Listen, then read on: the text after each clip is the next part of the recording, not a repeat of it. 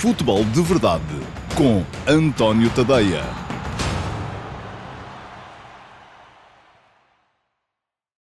Ora, então, olá a todos, muito bom dia e sejam muito bem-vindos à edição número 47 do Futebol de Verdade para a temporada de 2023-2024. Hoje é terça-feira, dia 10 de outubro de 2023. Estamos em pausa de campeonato para que possam jogar as seleções nacionais. Na próxima sexta-feira vou estar no Estádio do Dragão para esse Portugal-Eslováquia que, em condições normais, vai carimbar desde já a presença da seleção portuguesa na fase final do próximo Campeonato da Europa. Basta que Portugal ganhe este jogo para se apurar quando ainda faltarão jogar 3 partidas e, se não ganhar, enfim, vai acabar por se apurar na mesma, mais tarde, mas é uma questão de termos um bocadinho mais de paciência. E ontem tivemos aqui uma edição particularmente longa do Futebol de Verdade. Ontem foi 1h20 de programa. Houve malta a queixar-se na caixa de comentários e eu dou-vos razão, muito francamente, mas esta foi a dinâmica que eu encontrei para o Futebol de Verdade em 2023-2024. Isto é, há sempre um Futebol de Verdade flash a seguir aos jogos dos 4 candidatos ao título. Isto vai acontecer assim, pelo menos até ao Natal. No Natal eu farei uma nova avaliação, não só da minha estratégia aqui no meu Substack, em tadeia.substack.com, como também no meu canal de YouTube. No Natal farei uma nova avaliação não só da minha estratégia, como das condições que os clubes têm para poder eventualmente vir a ser relevantes na conquista do título. Ora, e a estratégia, esta época, qual é? É muito simples. Sempre que jogam o Benfica, o Futebol Clube do Porto, o Sporting Clube Braga ou o Sporting, e vou excluir daqui os jogos das fases inaugurais da Taça de Portugal, porque, enfim, aquilo que é de prever é que nesses dias estejam em campo equipas muito secundárias dos 4 candidatos, mas sempre que jogam o Benfica, o Futebol Clube do Porto, o Sporting Clube Braga e o Sporting, há logo nessa noite uma edição do Futebol de Verdade Flash. É um comentário meu aos jogos, uma descodificação tática de 10, 15 minutos para explicar o jogo, para eleger um herói, para me referir também à arbitragem, enfim, tudo aquilo que haverá para analisar relativamente a esses jogos. Quem for subscritor premium do meu Substack, em tadeia.substack.com, e a subscrição premium custa-vos ou 5€ por mês, se quiserem arriscar só um mês, ou 50€ por ano, se quiserem aproveitar os 2 meses de borla que vos dá uma subscrição anual, e podem fazê-la aqui, mas quem for subscritor premium do meu Substack recebe logo nessa noite as edições do Futebol de Verdade Flash relativas aos jogos. Quem não for, pode ver na mesma, tem é que esperar pelo 12h30 do dia seguinte. E no dia seguinte, ao 12h30, há uma reposição das edições da véspera do Futebol de Verdade Flash na edição normal do Futebol de Verdade. Portanto, ontem o que é que aconteceu? Tivemos Futebol de Verdade ao 12h30, não foi ao 12h30 porque o vídeo não acabou de renderizar e de ser aprovado pelo YouTube a horas, portanto atrasou um bocadito, mas houve Futebol de Verdade à hora do almoço.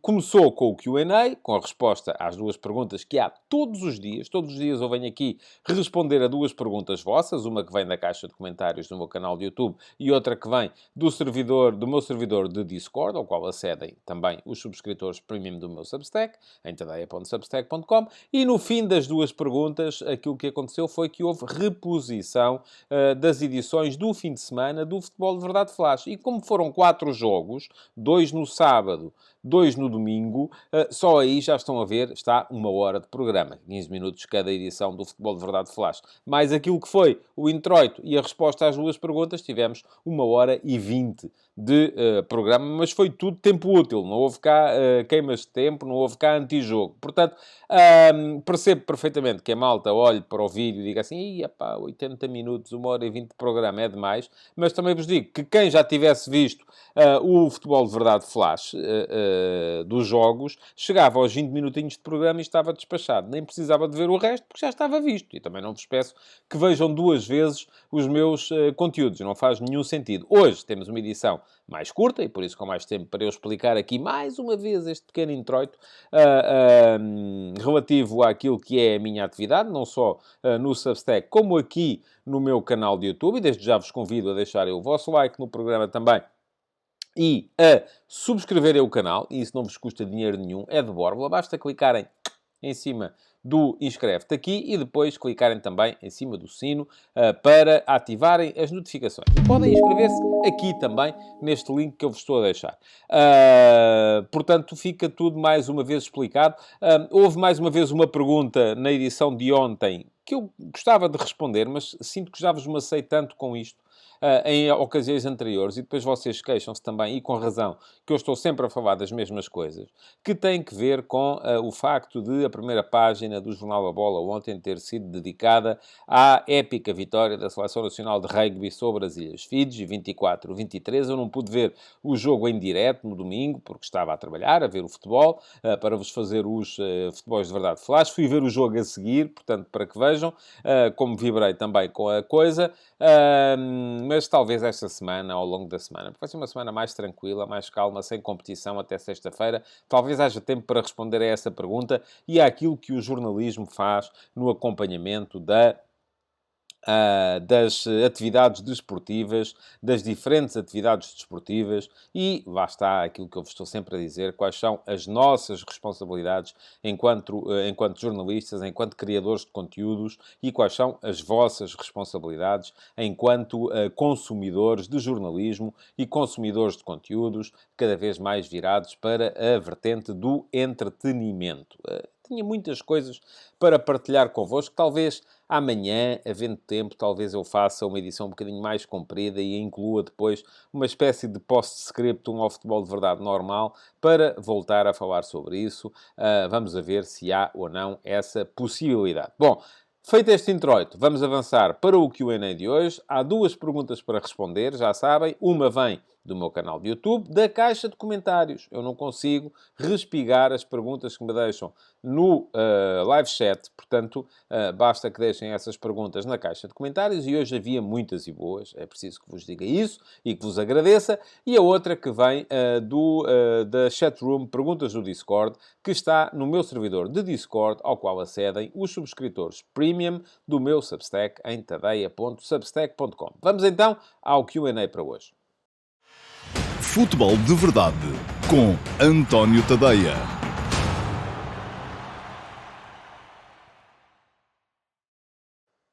Ora então, without further ado, que é uma expressão de que eu gosto bastante, vamos às perguntas para hoje. E a primeira já está aí a aparecer à vossa frente. É a pergunta que me chegou via YouTube, que foi deixada na caixa de comentários do Futebol de Verdade de ontem pelo Diogo Tavares. Ora, muito bom dia, Diogo. Muito obrigado pela sua pergunta. E pergunta ao Diogo o seguinte: na sequência da sua série Eminências Pardas, fiquei a pensar qual seria a verdadeira influência de Hugo Viana neste Sporting. O Sporting era um clube que muitas vezes comprava em quantidade, mas sem qualidade. Hoje em dia compra pouco e bem. São vários os exemplos de contratações certas. Pote, Nuno Santos, Ugarte, Diomande, Gyökeres, etc. Muitos dizem que é influência de Ruben Amorim. Outros do presidente. Mas o próprio Amorim, em diversas conferências de imprensa, deu bastante crédito ao Hugo Viana. Qual a sua opinião sobre este tema? Muito obrigado, Diogo, pela sua pergunta.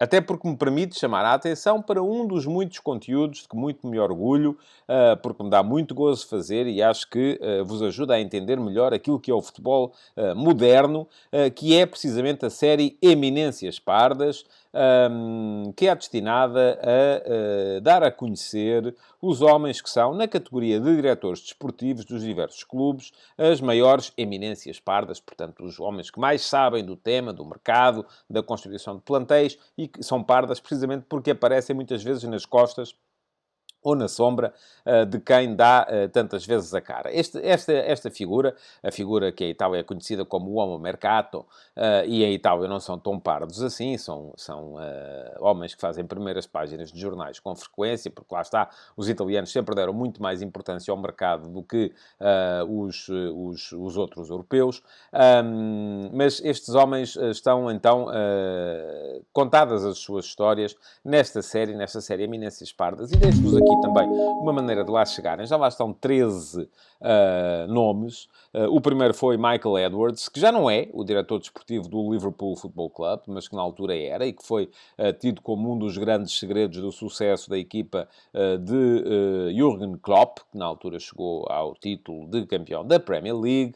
Está lá um português, que é Luís Campos, tido também como um dos maiores especialistas nas contratações que há por essa Europa fora, e que neste momento trabalha no Paris Saint-Germain, embora tenha também uma série de interesses espalhados por outros clubes. Enfim, isso nem sempre é, do meu ponto de vista, o mais correto.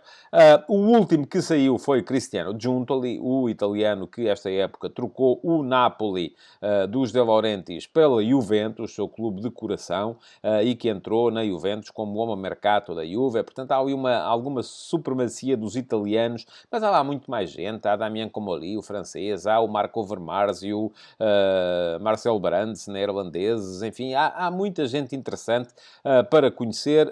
Portugueses, de facto, só lá está ainda o Luís Campos. Podia estar o Tiago Pinto, pelo trabalho que tem feito na Roma. Podia estar o Hugo Viana, perfeitamente. Podia estar, se calhar, já também o Rui Pedro Brás, que pegou na equipa do Benfica, e o Benfica foi campeão na época passada.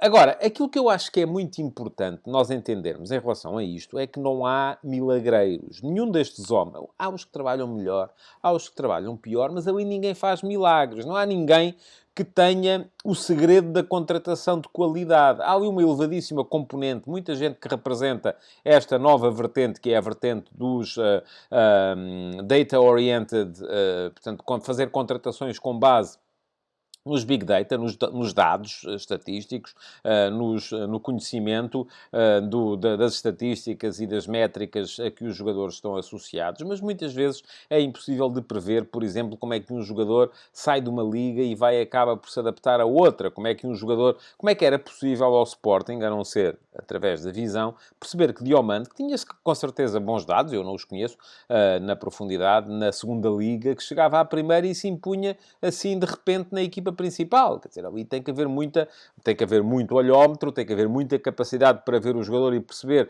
tentar fazer a transposição, que só pode ser feita com base em especulação de uma realidade para outra. Tem que haver, naturalmente também, e essa é uma vertente em que os diretores desportivos cada vez apostam mais, um acompanhamento do contexto do jogador. Perceber como é que é o jogador fora do campo, como é que é o jogador nos treinos, como é que é o jogador na sua vida social, como é que é o jogador na sua relação com a família, com os amigos, enfim, como é que se é um tipo tranquilo, pacato, se é um tipo de... Já não vou tanto a essa coisa do saber se ele vai se deitar cedo ou se entra em noitadas, mas também até que ponto é que aquilo que é o seu entorno familiar e social acaba por influir ou não naquilo que é o seu rendimento dentro de campo. Portanto, tudo isso são questões muito importantes. Tudo isso são questões fundamentais quando se trata de contratar. E por isso eu acho que é muitas vezes, se calhar, injusto, eu chamei-lhes iminências pardas, porque muitos deles são os tipos que estão na sombra, mas eles acabam por ser ainda assim a face visível de todo um departamento,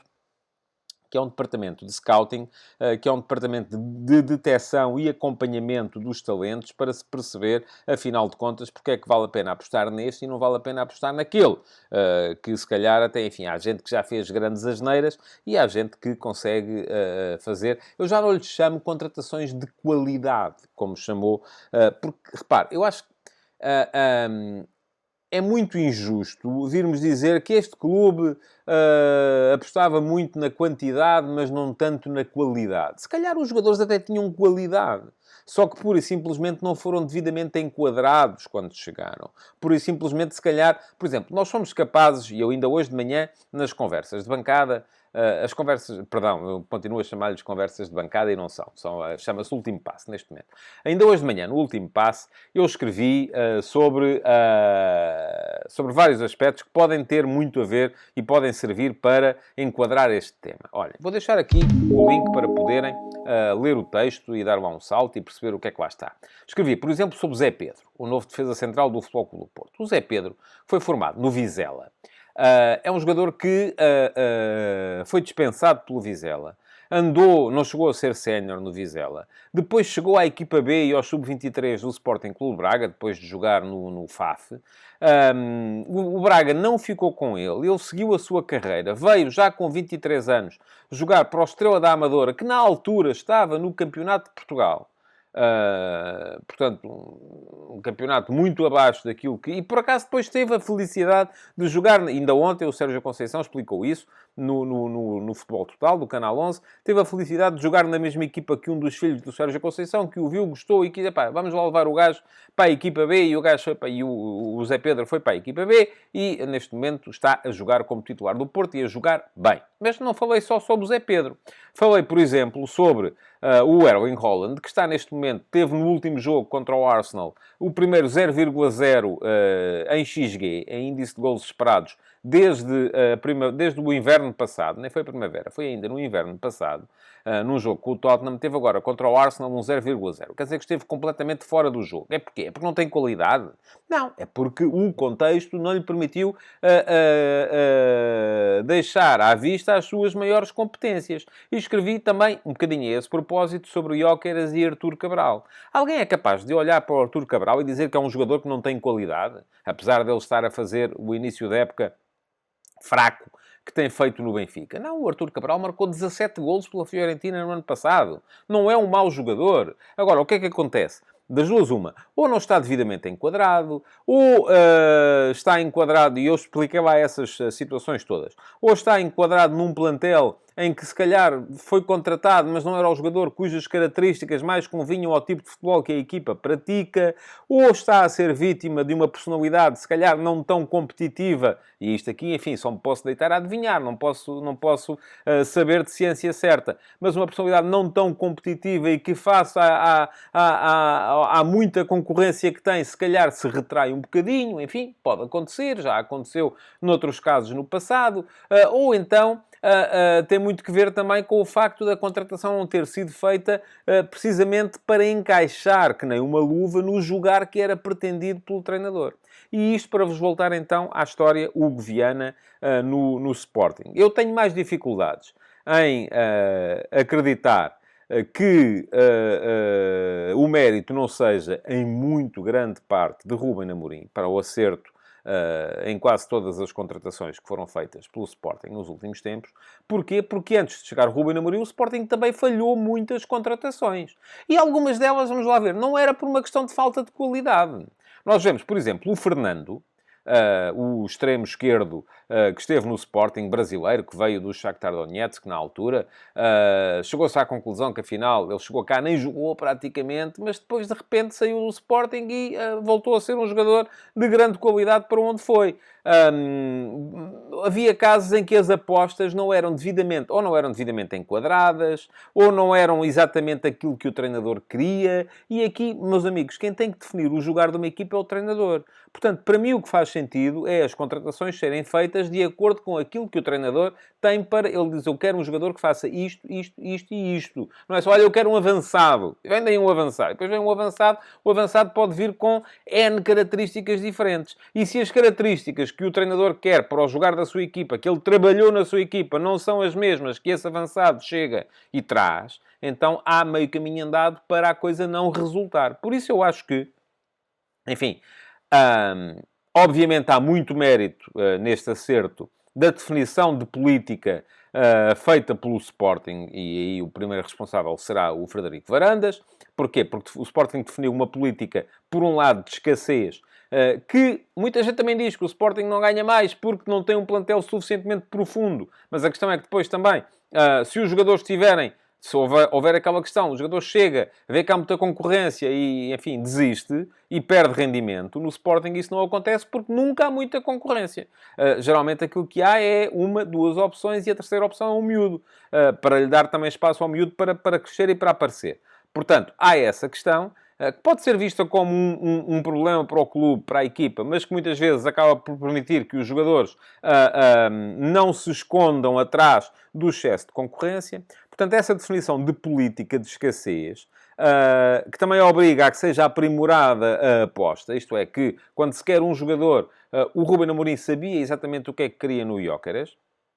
Quer um jogador que faça isto, isto, isto e isto, que seja forte a receber longo, que consiga atacar bem a profundidade, que seja uma boa base de suporte para a equipa poder subir atrás da maneira como ele recebe de costas para a baliza, que seja, enfim, e o Gyökeres não é um jogador particularmente forte no ataque a cruzamentos, enfim, pelo chão até o é, mas por cima não é assim tanto, apesar de ser alto, não é um jogador forte no jogo aéreo, por exemplo, dentro da área, mas, enfim, o treinador sabia exatamente o que é que queria. E aqui sim, eu acho que há um grande mérito, não só do treinador, como do diretor desportivo. Porquê? Porque estão os dois de acordo. Eles são amigos, enfim, jogaram juntos. Foi o Hugo Viana que quis muito que o Ruben Amorim fosse treinar o Sporting. Enfim, pensarão o futebol da mesma maneira ou já se entenderão quase que por sinais de fumo, e isso permite que as coisas possam funcionar melhor. Mas agora, eu acho que o grande teste vai ser no dia em que passarem a trabalhar em separado. Será que o Ruben Amorim vai conseguir encontrar um diretor desportivo capaz de o entender tão bem e de acreditar tanto naquilo que ele quer para a equipa, para contratar os jogadores exatamente com as características que ele quer? E, por outro lado, será que o Hugo Viana vai conseguir encontrar um treinador que tenha tanta capacidade para fazer chegar até ele exatamente as características que quer nos jogadores? Portanto, eu acho que aqui temos sempre que desmistificar um bocadinho a ideia do homem providencial, que eu acho que não existe. Agora, aquilo que eu acho que há, de facto, aqui é um entendimento que, até a ver, tem sido muito forte. E tem sido muito forte até pelo facto de, sendo o Hugo Viana um tipo mais recatado, que não aparece assim tanto nos média, o próprio Ruben Amorim, que por obrigação da sua função tem que aparecer mais, logo à partida dá pelo menos 2 conferências de imprensa por semana, endossar ao diretor desportivo boa parte do mérito das contratações acertadas que o Sporting fez nos últimos tempos, sendo que também terá feito algumas que não foram tão acertadas assim, porque também faz parte. Mas creio que, para lhe dar uma resposta em definitiva à sua questão, vamos ter que esperar mais algum tempo, se calhar mais alguns anos. E aí veremos então se o Hugo Viana consegue fazer o suficiente para entrar também nesta série Eminências Pardas, onde, volto a dizer, só há, até ver, um português, que é Luís Campos. E com isto passamos à segunda pergunta de hoje, que é a pergunta que veio do meu servidor de Discord. E volto a dizer que ao meu servidor de Discord podem aceder todos os subscritores premium do meu Substack, em tadeia.substack.com. Se fizerem a subscrição premium, passam a ter acesso a um link para entrar no meu servidor de Discord, onde temos diversas chatrooms para debatermos futebol uns com os outros e onde temos também uma chatroom chamada Perguntas do Discord, que serve para deixar perguntas para a edição seguinte do Futebol de Verdade. E a pergunta de hoje, que já está aí à vossa frente, vem de Moçambique, do Alexandre Salazar, adepto portista, que pergunta o seguinte. Bom dia, Alexandre. Moreno decidiu deixar o Vitória Sport Clube e assinou pelo Grupo Desportivo de Chaves, conseguindo para já bons resultados. Podemos dizer que deu um passo atrás para poder dar 2 à frente. Para si, quais os melhores exemplos de treinadores que optaram por sair de um clube para outro mais pequeno para depois poderem voltar a subir na carreira? Assim, de repente, lembro-me, por exemplo, de Paulo Fonseca, que quis sair do Futebol Clube do Porto, desceu uns degraus para depois voltar a subir. Ele próprio admitiu, naquela altura, que não estava preparado para treinar o Futebol Clube do Porto. Obrigado e bom trabalho. Muito obrigado eu, Alexandre. Eu acho que a questão do Paulo Fonseca não foi bem assim. Enfim, fica bem agora dizermos que foi o Paulo Fonseca que quis sair, até porque foi isso que o próprio Pinto da Costa veio dizer, que e tal, queria segurar o treinador. Mas, enfim, a verdade é que aquele grupo do Futebol Clube do Porto, aquele plantel do Futebol Clube do Porto, não era forte. Estava a viver um bocadinho a ressaca da equipa fortíssima que ganhou o tricampeonato com o Vilas Boas e depois com o Vítor Pereira, e que depois foi sendo desmantelada com a saída dos maiores craques vendidos no mercado e não foram devidamente substituídos, e ficou um bocadinho bem dizer que, enfim, os resultados foram maus porque o plantel não era bom, não podiam ser melhores, e ficou bem à administração vir dizer, epá, não senhores, eu é que quis ir embora, porque nós até tínhamos mantido a aposta nele. Enfim, eu acho que não foi bem assim, mas também isso agora não interessa nada. A questão é chamar aqui a atenção para o facto do Paulo Fonseca ter feito um excelente trabalho antes de chegar ao Futebol Clube do Porto e ter feito um excelente trabalho depois de sair do Futebol Clube do Porto. Não voltou ao Futebol Clube do Porto, mas acabou por conseguir, enfim, lançar-se na alta roda do futebol europeu. Treinou o Shakhtar na Liga dos Campeões, treinou a Roma, está a treinar neste momento no Lille. Portanto, é um treinador que está em altas no futebol europeu. Bom, mas a pergunta do Alexandre tem que ver com outros casos que tenham feito este tipo de passo atrás para a seguir dar 2 passos em frente. E para mim, o primeiro caso que me vem à memória, e sendo o Alexandre portista, mas é mais novo do que eu, portanto, se calhar já não viveu esse período, é o do José Maria Pedroto.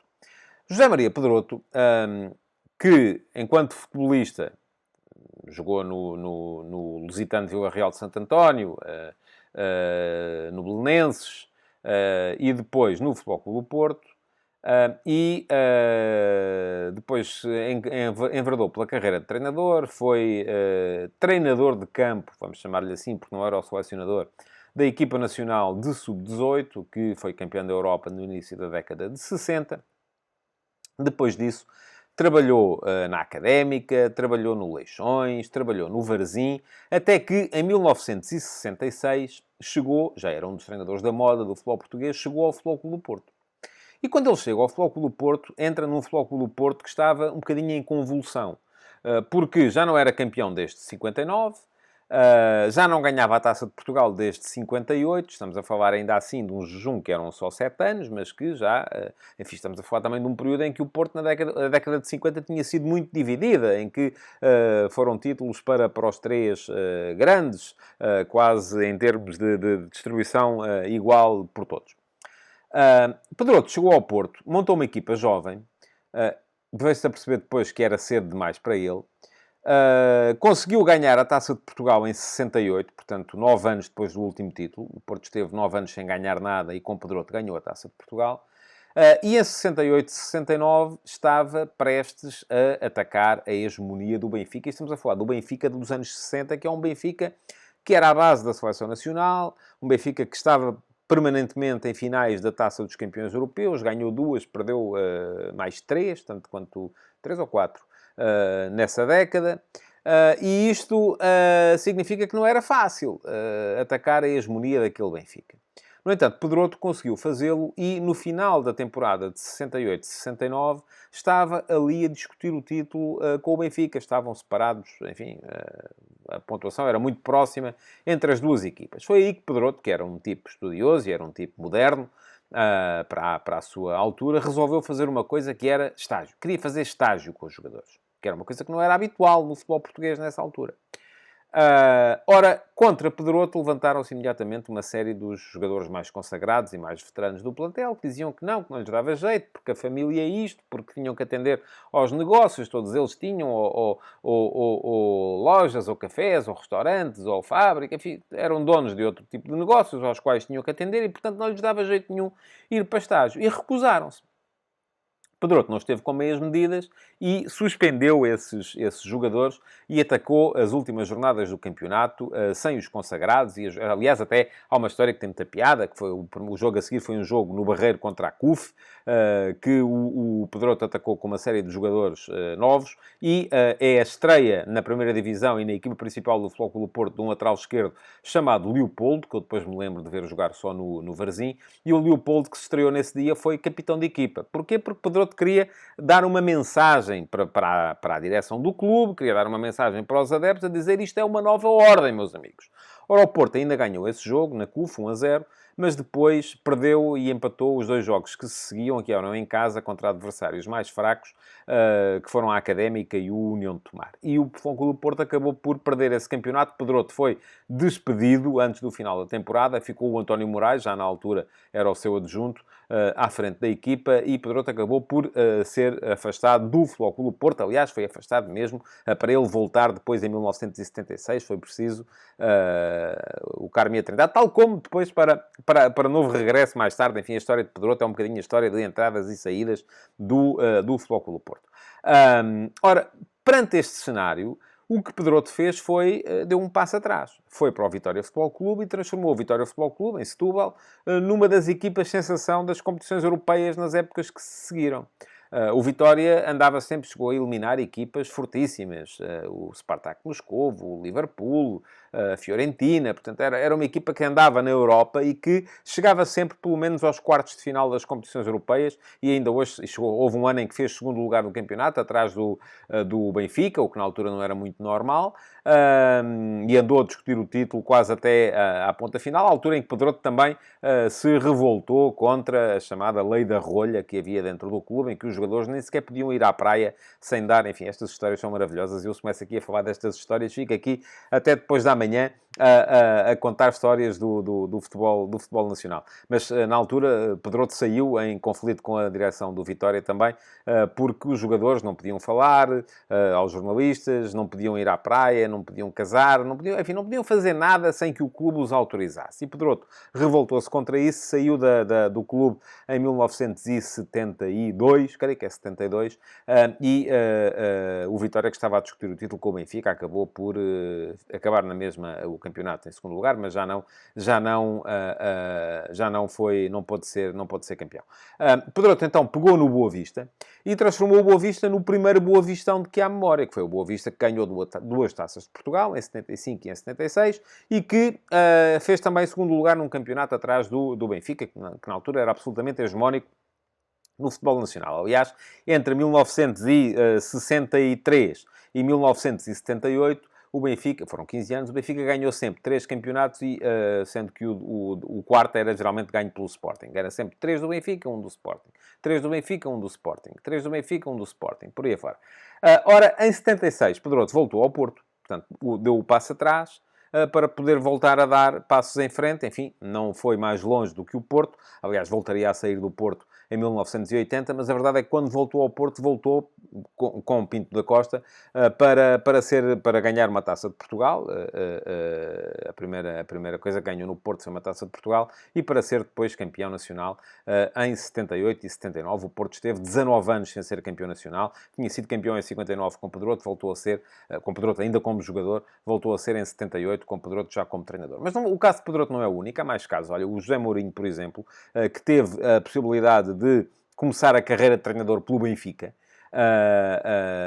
porque tinha sido adjunto de Bobby Robson no Sporting e no Porto e no Barcelona, e depois adjunto também do Louis van Gaal no Barcelona. Quando Vali Azevedo resolveu demitir o Jupp Heynckes, foi dele que se lembrou-se do José Mourinho. José Mourinho começou a carreira como treinador principal no Benfica, saiu ao fim de uns meses em conflito com a nova direção, liderada por Manuel Vilarinho, e acabou por dar um passo atrás, que foi assinar pela União de Leiria. Fez uma belíssima temporada na União de Leiria, em que andou ali também durante algum tempo, uma meia temporada, assim é que foi, na União de Leiria, em que andou ali durante algum tempo ao pé dos grandes, a bater-se com os grandes, até que depois, ali entre o Natal e a passagem de ano dessa temporada, falou-se já no regresso dele ao Benfica, mas acabou por ser o Futebol Clube do Porto a antecipar-se e a levá-lo para o estádio ainda à altura das Antas. Estávamos na passagem de ano de 2001 para 2002, e o José Mourinho acabou por construir no Futebol Clube do Porto uma equipa que ganhou a Taça UEFA em 2003 e a Liga dos Campeões em 2004. Aliás, foi a última equipa portuguesa a ganhar a Liga dos Campeões. Portanto, há inúmeros casos de treinadores que têm que dar um passo atrás para dar depois 2 passos em frente. Muitos deles não são bem-sucedidos. Estou aqui a lembrar-me de outros casos. Olhem, por exemplo, Jimmy Hagan, que foi tricampeão pelo Benfica, saiu em conflito com a direção e depois pegou no Estoril, foi para o Estoril, para a terceira divisão, e andou depois no resto da carreira, chegou a treinar o Sporting também, chegou a treinar o Boa Vista, chegou a treinar, enfim, treinou em inúmeros clubes, mas nunca mais voltou a ser campeão nacional, nunca mais voltou a conseguir ganhar rigorosamente nada, como tinha ganho naquele início da década de 70 ao serviço do Benfica. Portanto, Alexandre, há inúmeros casos. Aliás, aproveito para vos dizer que, e vocês já viram com certeza que eu, quando começo a falar destas histórias, da história do futebol português, me perco um bocadinho no tempo, mas aproveito para vos dizer que está aí a arrebentar e vai sair no próximo fim de semana mais uma edição do F80 relativa à história do campeonato de Portugal, ou à história dos 100 anos de competição nacional do futebol em Portugal. Neste fim de semana vai sair a longa história da época de 1936-1937. Está-se a vestir, como se costuma dizer, e vai estar aí para poderem ler durante o próximo fim de semana e há histórias maravilhosas. Olhem, só para que vejam, é o ano em que a Seleção Nacional interrompe a sua atividade por causa da Guerra Civil de Espanha, deixou de haver possibilidade de haver deslocações de Portugal para fora e de fora para Portugal. É o ano em que é arrelvado o estádio das Salésias, do Belenenses, em que se começa a perceber que os clubes nacionais têm que começar a apostar em infraestruturas e a apresentar campos relevados para poderem competir com os melhores a nível europeu, enfim, e há muitas, mas mesmo muitas histórias para contar acerca dessa temporada de 1936-37, vão estar disponíveis para vós, tal como já lá estão todas as outras anteriores, desde 1921-22, que foi o ano do primeiro campeonato de Portugal. Portanto, estamos a falar de 21-22 a 35-36. Já lá está tudo, são 15 anos. Vai sair, neste fim de semana, o 16º ano da história do centenário do futebol de competição nacional em Portugal, no meu Substack, em tadeia.substack.com. Para já, por hoje é tudo.